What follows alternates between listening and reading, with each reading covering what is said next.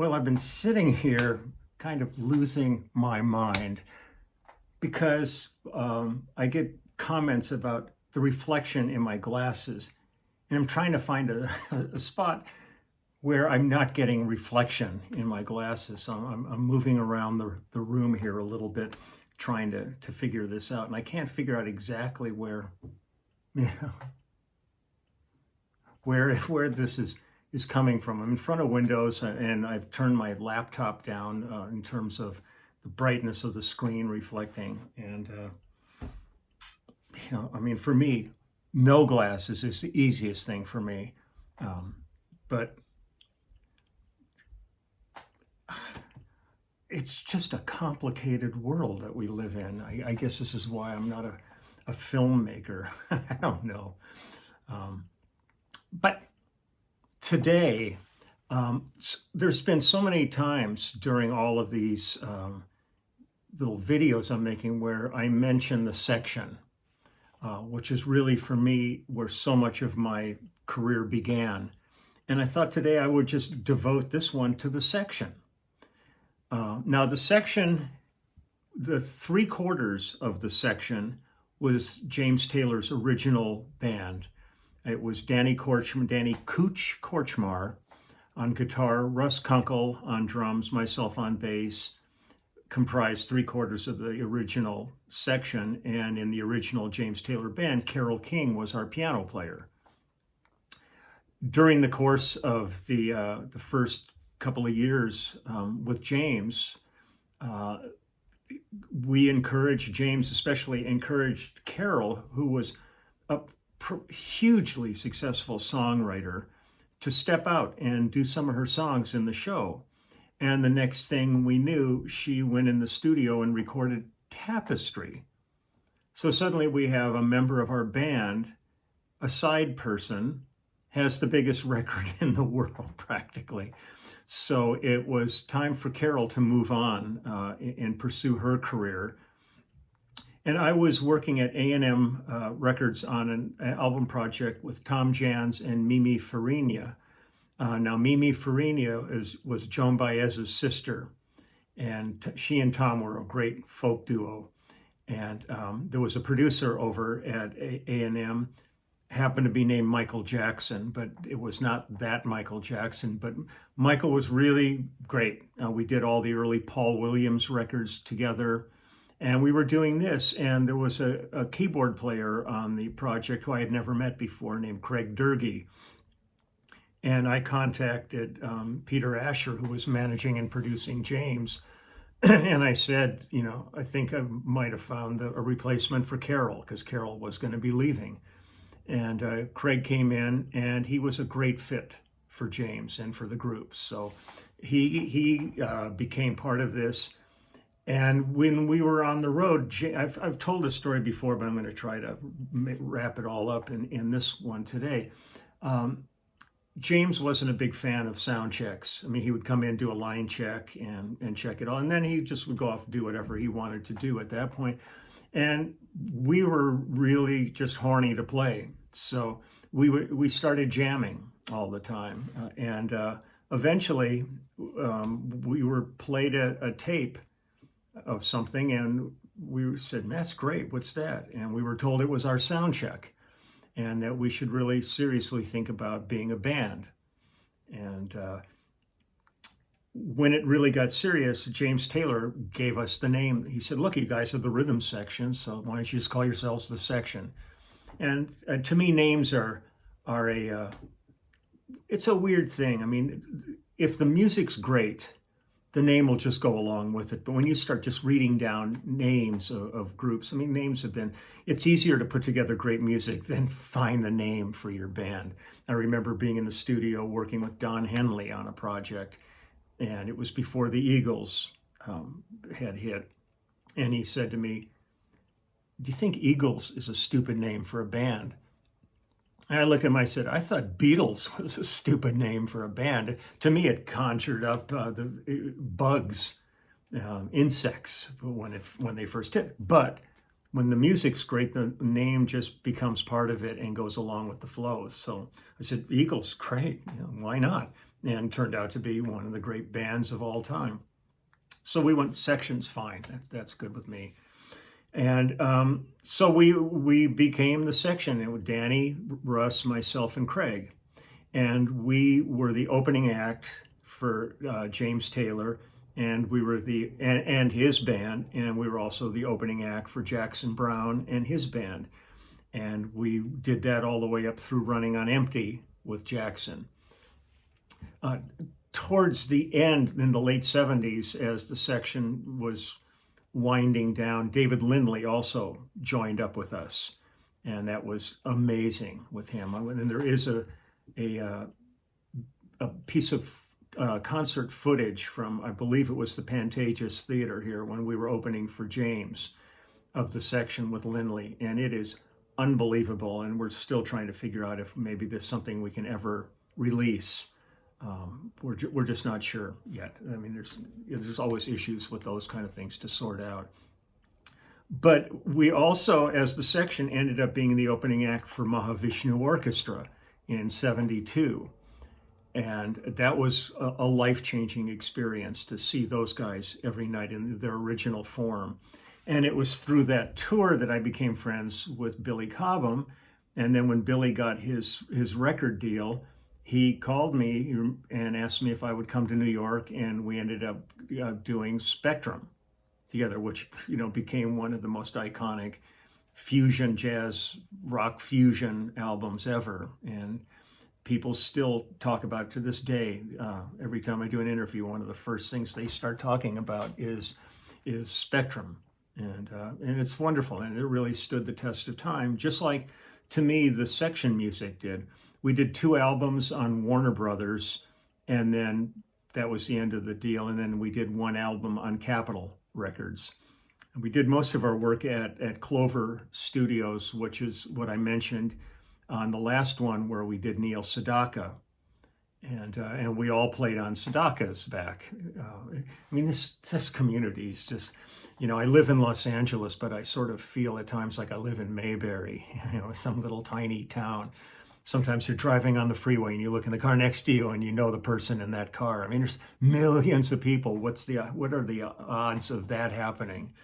But it was kind of a sad thing in a way, because I think when we were signed, because of our history with artists like James Taylor and Jackson Browne, and then individual things we had done with all kinds of groups of that genre, I think that the labels probably expected that that's what they were getting, and suddenly we turned over an album that was kind of rock fusion with no vocals on it, all instrumental, and I don't think they knew what to do with us. So they just kind of shoved us in the back, and we were the kind of things they could use for discussing, gave prestige, where they could drop names at a cocktail party, but actually never really did anything with us. And the first album was I loved the first album because Gary Burden did this great cover of a pie, and they were cutting a section out of it, and it said the section. And his wife, Annette, baked the pie. It's totally inedible because it was all that kind of advertising style stuff, and all that stuff's inedible because of the colorings and all this. And binders that they put in it to make it look really good really makes it completely horrible. But the cover was great, and it came with a insert poster that was done by Rick Griffin, who was one of the great San Francisco poster movement artists, Mouse and Rick. There was a group of those guys that really did all the fabulous posters of that era that you would see on the Fillmore and on Winterland and all those gigs. But the thing with the band was we really we stuck together. I mean, we're still as a group we've still done projects, but the section eventually over decades kind of reunited because of Danny Korchmar getting a Japanese label record deal and getting us back together again, except this time we have no keyboard, so Craig was not involved. So when people talk about, oh, you guys, this is like the section, I go, well, there's an element of the section in the immediate family. Oops, once again, computer, I've got it set not to time out, and then it times out and the screen goes dark. God, I appreciate that everybody's enjoying I'm actually really know what I'm doing on a computer until I get in front of you guys, and then I completely choke and turn into like a neophyte. But so when Cooch got his record deal, he called Russ and he called me, and then through all of this time, Waddy Wachtel had become a member of this inner circle. So and Cooch hooked up with another friend of mine and a friend of all of ours, Steve Postel, and so we've become the immediate family. So the section moved along and then kind of turned into a cloud for many years, except that we all worked together under different circumstances, but then have congealed back in the form of the immediate family. Our first single is coming out next week called Cruel Twist. We just opened up our website, and there's lots of, if it wasn't for the pandemic, there would be a lot of stuff going on, but a lot of things are on hold right now. But the essence of today is going to be the section. It was, we did a lot of our recording, as I said, over at Clover Recording Studios, and Robert A. Pear engineered the first 2 albums with us. I believe, I'd have to go back and look, I think Matt Hyde may have done the 3rd album, who was another great engineer. I mean, the LA had so many great engineers. It's ridiculous. Great in the heyday, there were so many great studios and so many great engineers. It was a remarkable town, and we would do sessions where I'd be at like the record plant doing an album with somebody and finish up like in Studio 1 and be finished at 6 o'clock and come out in the hallway and somebody be across the hall and they go, "What are you doing?" We say, "Oh, we just finished up." They go, "Work on our record." And then we push our gear across the hall, plug in, and start another project. And sometimes, for a long time, I was averaging like 4 sessions a day.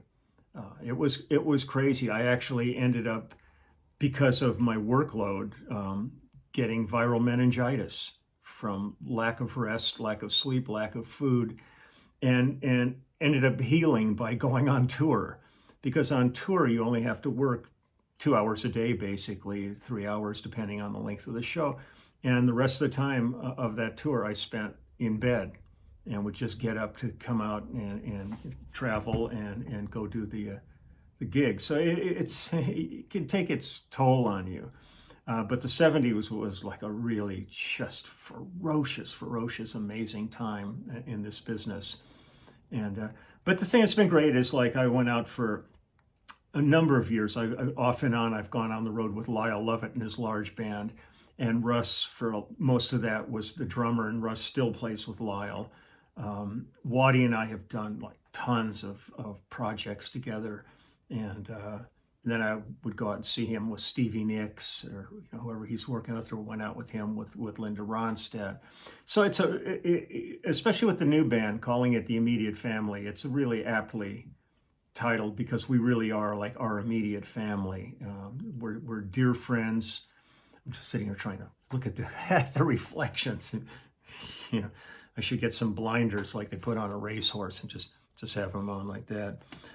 But I've talked so much about the section, and a lot of people never heard it because it's more of a cult band at this point. If I go to Virgin Records or Tower, whatever is still left in Tokyo, there's still display racks of our album, the 3 albums there.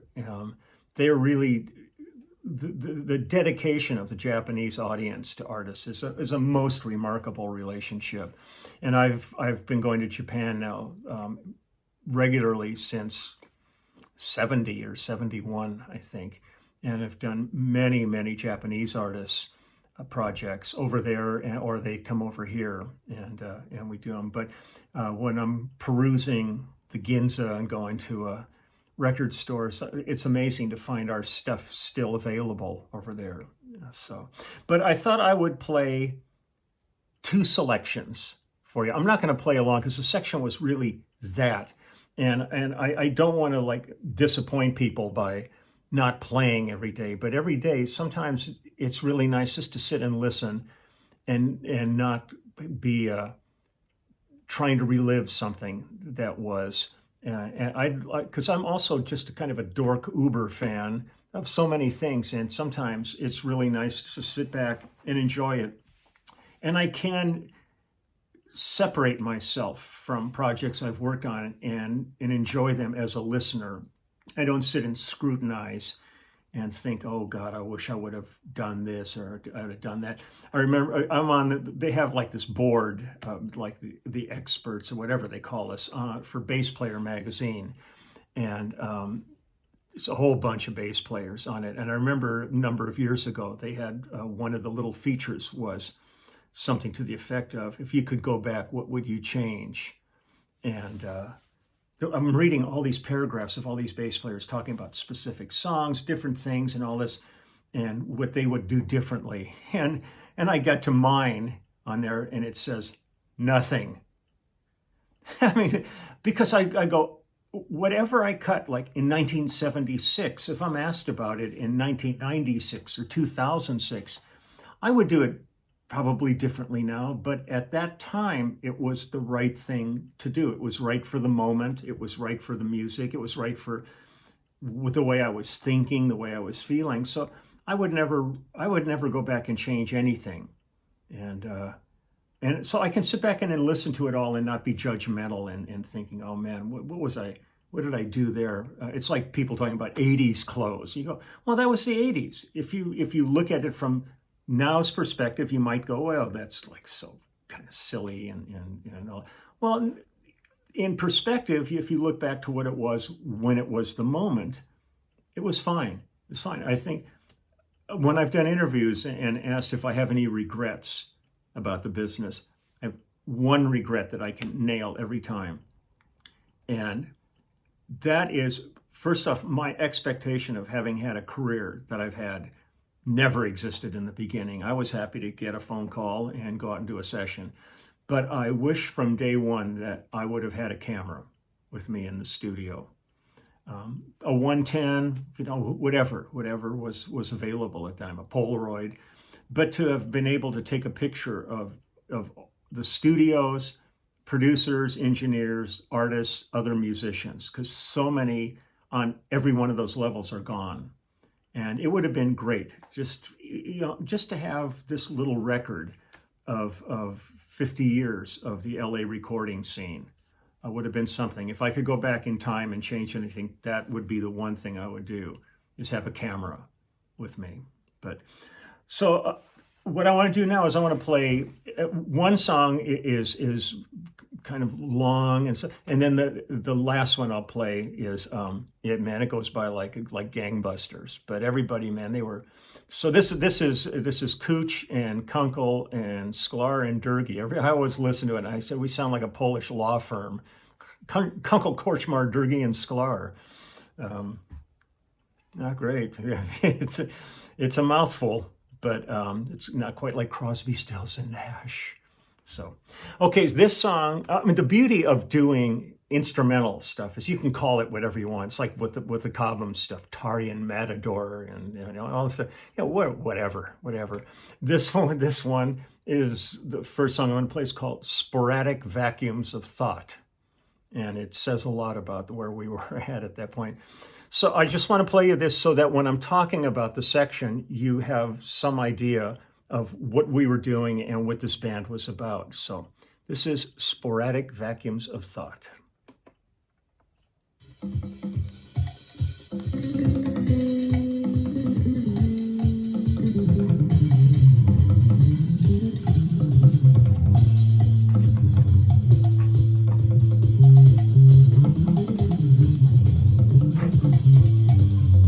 It's this bass, Spectrum bass, all that stuff.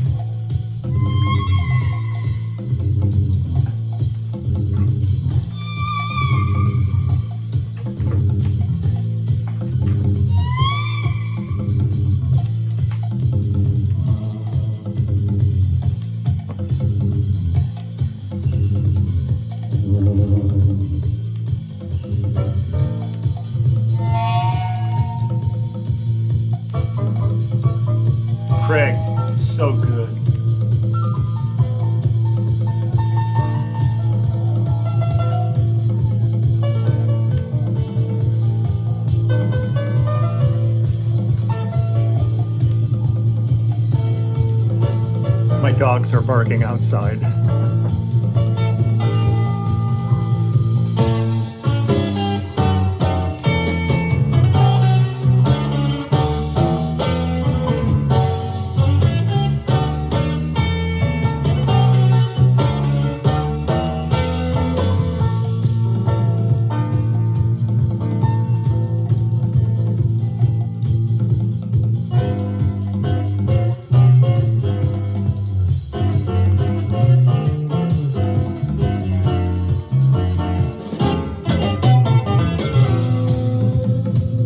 I do remember it all.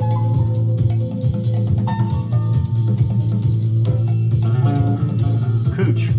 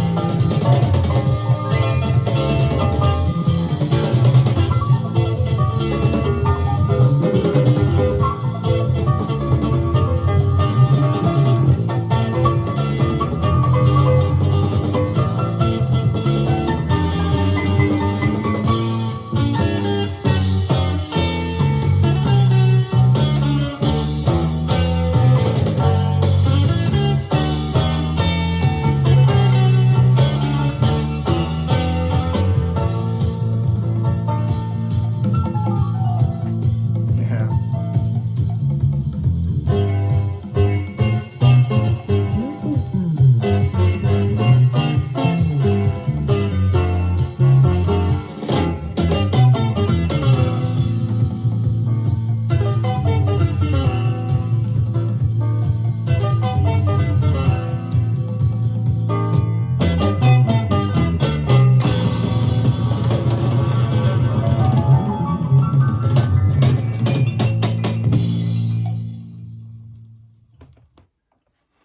We were all like in our early 20s when we did that. I mean, it was just like ferocious energy, just fun. And we were like, because we were doing so many other projects that when we got to do this, we had out in the San Fernando Valley out here in Los Angeles, we had a rehearsal room that we rented. It was in an industrial strip mall kind of thing.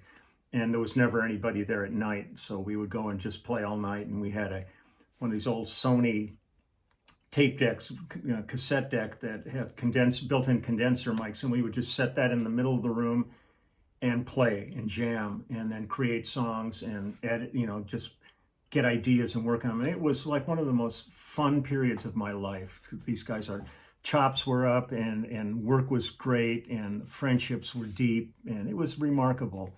But I'll do one more thing. This one's a real quickie. This is only a quick 2 minutes, and it's called Zippo Dippo. And this is really fun live when we do this.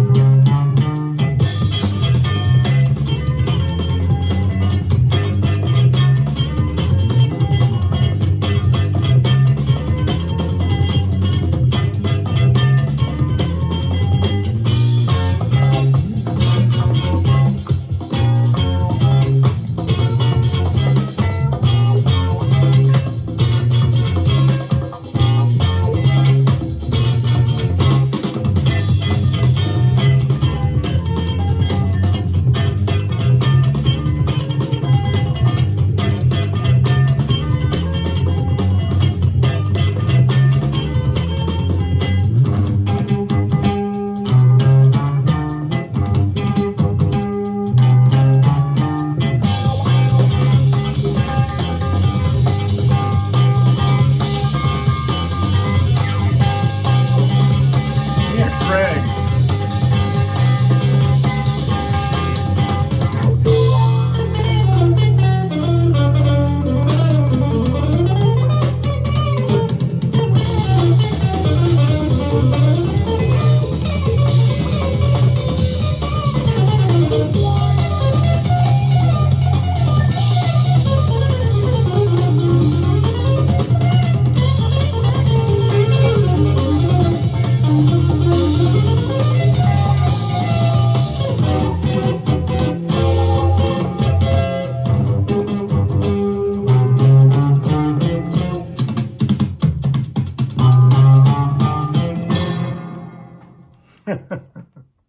Wow. Wow. So when I talk of the section, that's the section. Now there were beautiful ballads. We had Michael Brecker played with us on the album. Jim Horn played with us. We had one song. James came and Taylor came and sang, and David Crosby sang. But primarily, we were just an instrumental rock fusion band. So I'm going to let everybody go back to your days. I will be playing. You know, there's just some days where I'd rather, like I said, be listening with you guys and not trying to dig into a part that I love so much from the original, and to try to do it justice now really wouldn't be that pleasing to me. So if you can accept that, then I'm good with it, and I'll mix it up between playing songs, because I'm gonna get into some Toto and some more James and a bunch of different stuff. I promise you that. But for now, I'm just going to say have a great day, have a fabulous weekend, do all your best to go out there and be safe. You know, try to get some fresh air. You know, it's so hard. When I'm out walking my dogs, everybody's zigzagging across the streets, so avoiding contact, and all the dogs are barking at each other. It's really great. And again, thank you to all of the people out there helping us every day. I'm going to sit here and experiment with more sussing out glare on glasses and where it's coming from.